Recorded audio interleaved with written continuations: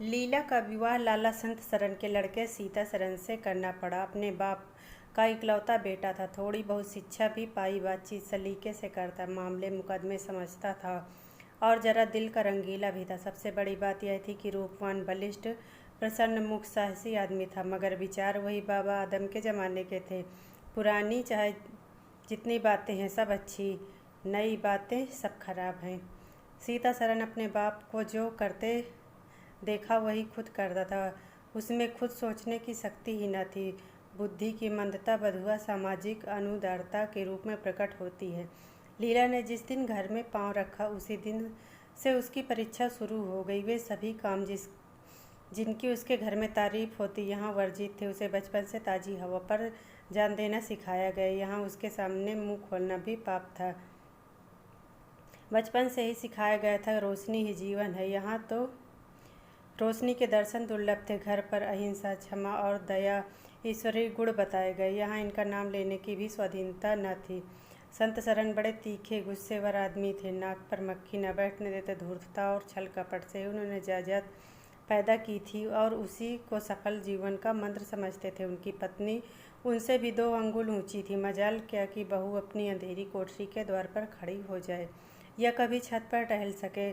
प्रलय आ जाता, आसमान सिर पर उठा लेती। उन्हें बकने का मर्ज था। दाल में नमक जरा तेज हो जाता तो उन्हें दिन भर बकने के लिए काफ़ी था। मोटी ताजी महिला थी। छींटका घाघरेदार लहंगा पहने, पानदान बगल में रखे, गहनों से लदी हुई, सारे दिन बरोठे में माची पर बैठी रहती। क्या मजाल कि घर में उनकी इच्छा के विरुद्ध एक पत्ता भी हिल जाए।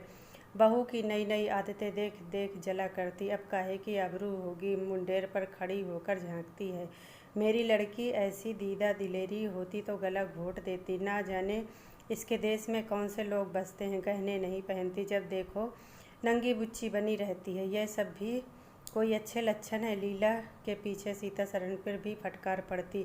तुझे भी चांदनी रात में सोना अच्छा लगता है। तू भी अपने को मर्द कहता है। यह कैसा मर्द की औरत उसके कहने में न रहे।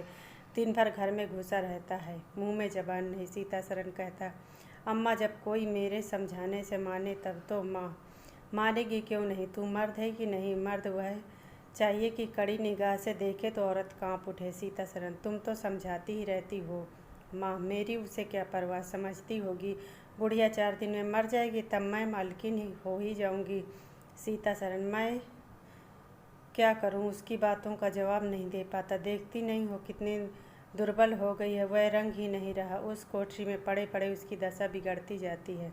बेटे के मुंह से ऐसी बातें सुन माता आग हो जाती और सारे दिन चलती, कभी भाग्य को कोसती, कभी समय को।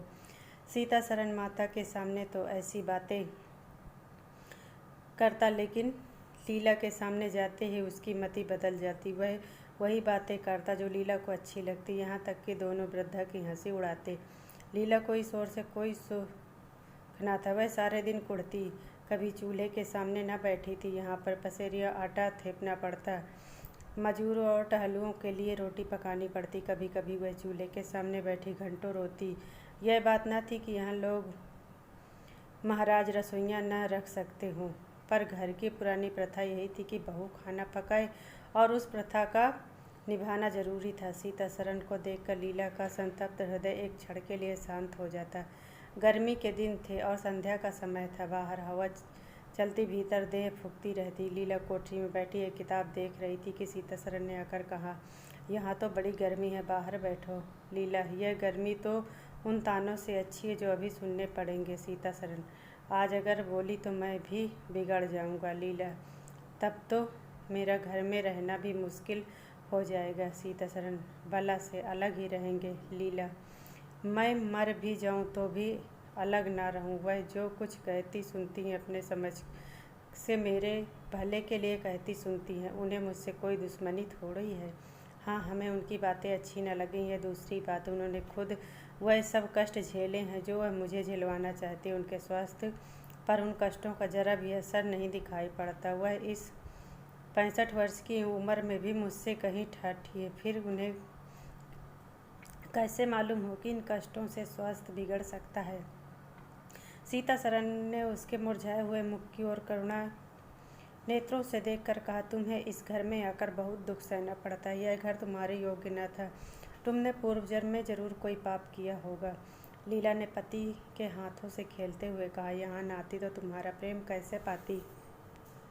5 साल गुजर गए। लीला 2 बच्चों की माँ हो गई। एक लड़का, दूसरी लड़की। लड़के का नाम जानकी शरण रखा और लड़की का नाम कामनी। दोनों बच्चे घर को गुलजार किए रहते। लड़की दादा से हिली थी,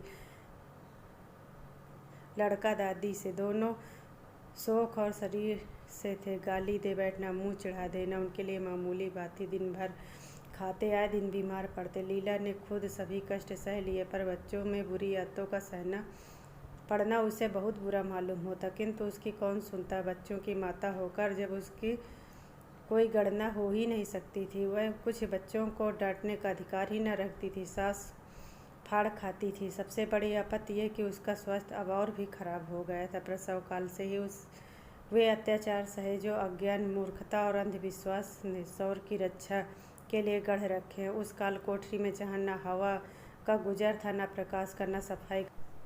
चारों ओर दुर्गंध और सील भरी गंदगी थी। उसका कोमल शरीर सूख गया। एक बार जो कसर रह गई वह दूसरी बार पूरी हो गई। चेहरा पीला पड़ गया, आंखें धंस गई। ऐसा मालूम होता बदन में खून ही नहीं, सूरत ही बदल गई। गर्मियों के दिन थे। एक तरफ आम पके, दूसरी तरफ खरबूजे। इन दोनों फलों की ऐसी अच्छी फसल कभी न हुई थी। अब की इसमें इतनी मिठास न जाने कहाँ से आई। कितना ही खाओ मन न भरे। संत शरण के इलाके से आम और खरबूजों के टोकरे भरे आते। सारा घर उछल उछल कर खाता। बाबू साहब पुरानी हड्डी के आदमी थे। सवेरे 1 सैकड़े आमों का नाश्ता करते, फिर पसेरी भर खरबूज चट कर जाते। मालकिन उनसे पीछे रहने वाली न थी। उन्होंने तो एक वक्त का भोजन ही बंद कर दिया। अनाज सड़ने वाली चीज़ नहीं, आज नहीं तो कल खर्च हो जाएगी। आम और खरबूज तो एक दिन भी नहीं ठहर सकेंगे। एक दिन बाबू संत शरण के पेट में मीठा मीठा दर्द होने लगा। आपने उसकी परवाह नहीं की। आम खाने बैठ गए। सैकड़ा पूरा करके उठे ही के कै हुई, फिर गिर पड़े। तिल तिल करके वह कै और दस्त होने लगे। हैजा हो गया। शहर से डॉक्टर बुलाए गए, लेकिन आने के पहले ही बाबू साहब चल बसे। रोना पीटना मचा। संध्या होते होते घर से लाश निकली। लोग दाह क्रिया करके आधी रात को लौटे तो मालकिन को भी कै दस्त हो रहे थे। फिर दौड़ धूप शुरू हुई, लेकिन सूर्य निकलते निकलते वह भी सिधार गई। स्त्री पुरुष जीवन पर्यंत एक दूसरे के साथ रहे, संसार से भी साथ ही गए। सूर्यास्त के समय पति ने प्रस्थान किया और सूर्योदय के समय पत्नी ने।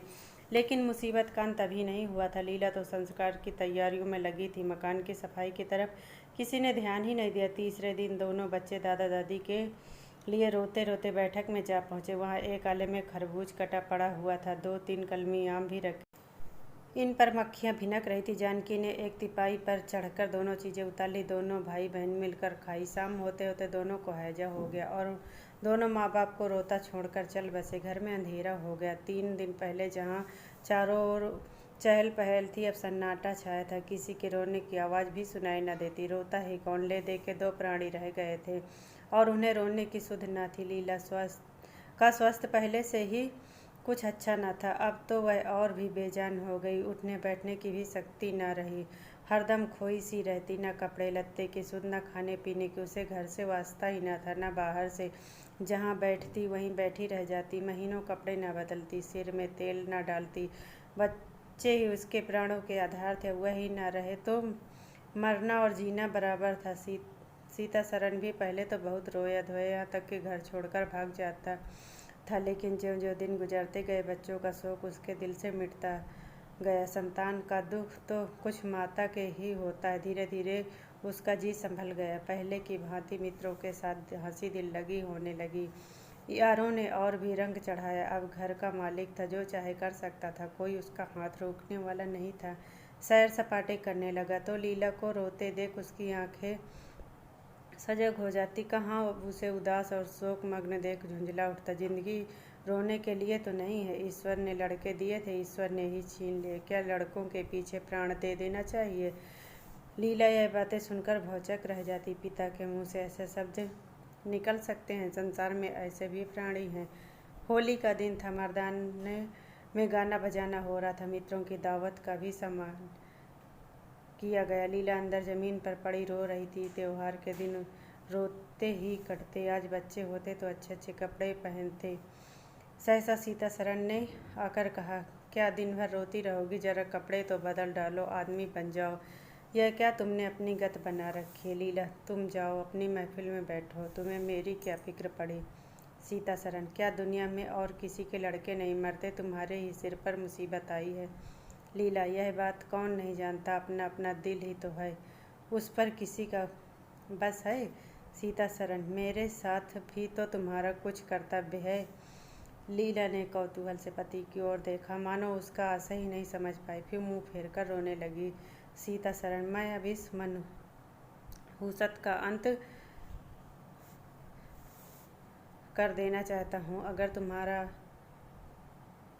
अपने दिल पर काबू नहीं तो मेरा भी अपने दिल पर काबू नहीं। मैं अब जिंदगी भर मातम नहीं मना सकता। लीला, तुम रंग राग मनाते हो, मैं तुम्हें मना तो नहीं करती, मैं रोती हूँ तो रोने दो। सीता सरन, मेरा घर रोने के लिए नहीं है। लीला, अच्छी बात, तुम्हारे घर में ना रोऊंगी। लीला ने देखा मेरे स्वामी मेरे हाथ से निकले जा रहे हैं, उन पर विषय का भूत सवार हो गया है और कोई समझाने वाला नहीं, वह अपने होश में नहीं। मैं क्या करूं? अगर मैं चली जाती हूँ तो थोड़े दिनों में सारा घर मिट्टी में मिल जाएगा। इनका वही हाल होगा जो स्वार्थी मित्र के चंगुल में फंसे हुए नौजवान रईसों का होता है। कोई उल्टा घर में आ जाएगी और इनका सर्वनाश कर देगी। ईश्वर, मैं क्या करूं? अगर इन्हें कोई बीमारी हो जाती तो क्या मैं उस दशा में इन्हें छोड़कर चली जाती? कभी नहीं। मैं तन मन से इनकी सेवा करती, ईश्वर से प्रार्थना करती, देवताओं की मनौतियाँ करती। माना इन्हें शारीरिक रोग नहीं लेकिन मानसिक रोग अवश्य है। आदमी रोने की जगह हंसे और हंसने की जगह रोए, उसके दीवाने होने में क्या संदेह। मेरे चले जाने से इनका सर्वनाश हो जाएगा। पिछले पहर को महफिल में सन्नाटा छा गया। लीला जाकर दहलीज में खड़ी हो गई और बैठक में झांक कर देखा। सारी देह में एक ज्वाला सी दौड़ गई। मित्र लोग विदा हो गए थे। समाजियों का पता न था, केवल एक रमणी मसनद पर लेटी हुई थी और सीता सरन सामने झुका हुआ उससे धीरे धीरे बातें कर रहा था। दोनों के चेहरे और आंखों से उनके मन के भाव झलक रहे थे। एक की आंखों में अनुराग था, दूसरे की आंखों में कटाक्ष। एक भोला भला हृदय एक मायावी रमणी के हाथों लूटा जाता। लीला की संपत्ति को उसकी आंखों के सामने एक छलनी चुराई जाती थी। लीला को ऐसा क्रोध आया कि इसी समय जाकर कुल्टा को आड़े हाथों ले। वह पत्नी भाव जो बहुत दिनों से सो रहा था जाग उठा और बिकल करने लगा, पर उसे जब्त किया। वेग से दौड़ती हुई तृणाएँ अकस्मात न जाने रोकी जा सकती। वह उल्टे पांव भीतर आई और शांत होकर सोचने लगी। वह रूप रंग हाव भाव नखरे में उस दुष्टा की बराबरी नहीं कर सकती। बिल्कुल चांद का टुकड़ा है, अंग अंग में स्फूर्ति भरी है, उसकी आंखों में कितनी तृणा है। लीला उसी वक्त आईने के सामने, आज कई महीनों बाद आईने में अपनी सूरत देखी। उसका मुख से एक आह निकल गई। शोक ने उसकी काया पलट कर दी थी। उस रमणी के सामने वह ऐसी लगती जैसे गुलाब के सामने जूही का फूल। सीता सरन का खुमार शाम को टूटा। आंखें खुली तो सामने लीला को खड़े मुस्कुराते देखा। उसकी अनोखी छवि आंखों में समा गई। ऐसे खुश हुआ मानो बहुत दिन वियोग के बाद उनसे भेंट हुई हो। उसे क्या मालूम कि इस रूप को भरने के लिए उसने कितने आंसू बहाए। उसने मुस्कुराते हुए कहा, आज तो तुमने कितने शस्त्र सजाए हैं, कहाँ भागूं? लीला ने अपने हृदय की ओर इशारा करते हुए, यहाँ आकर बैठो। बहुत भागे फिरते हो, अब तुम्हें बांध कर रखूंगी। बाकी बाहर का आनंद तो उठा चुके, अब इस अंधेरी कोठरी को भी देख लो। सीता सरन ने लज्जित होकर कहा, अपने को अंधेरी कोठरी मत कहो लीला, तुम तो प्रेम का मानसरोवर हो। तभी मित्र ने बाहर से आवाज़ लगाई। लीला ने हाथ पकड़ लिया। मैं न जाने दूंगी सीता सरन, अभी आता हूँ। लीला, मुझे डर है, कहीं तुम चले न जाओ। सीता सरन बाहर आए तो मित्र महाशय ने कहा, चलना नहीं है क्या? वह इंतजार कर रही होगी। सीता सरन, चलने को तैयार हूँ, लेकिन लीला जाने नहीं देगी। मित्र आ गए बीवी के पंजे, फिर किस बिरते में गरमाए फिर रहे थे। सीता सरन, लीला ने घर से निकाल दिया था, तब आश्रय ढूंढता फिर रहा था। अब उसने अपने द्वार खोल दिए हैं और खड़ी बुला रही है। मित्र, अब वह आनंद कहाँ? घर को लाख सजाओ तो क्या बाग हो जाएगा? सीता सरन, भाई घर बाग नहीं हो सकता, पर स्वर्ग हो सकता है। मुझे इस वक्त जितनी लज्जा आ रही कि मैं ही जानता हूँ। जिस संतान शोक में उसने अपने शरीर को घुला डाला और अपने रूप लावण्य को मिटा दिया, उसी शोक को केवल मेरा एक इशारा पाकर उसने भुला दिया। मेरी रक्षा के लिए और बड़े से बड़ा कष्ट सह सकती है। जब अपनी उदासीनता के कारण मेरी दशा बिगड़ते देखी तो अपना सारा शोक भूल गई। आज मैं उसे अपने आभूषण पहनकर मुस्कुराते देखा तो मेरी आत्मा पुलकित हो उठी। मुझे ऐसा मालूम हो रहा है कि वह स्वर्ग की देवी है और केवल मुझे जैसे दुर्बल प्राणी की रक्षा करने के लिए भेजी गई है। मैंने उसे कठोर शब्द कहे, वे अगर अपनी सारी संपत्ति बेचकर भी मिल सकते तो लौटा देता। लीला वास्तव में स्वर्ग की देवी है। दोस्तों, कहानी पसंद आई हो तो प्लीज़ लाइक और सब्सक्राइब ज़रूर करें।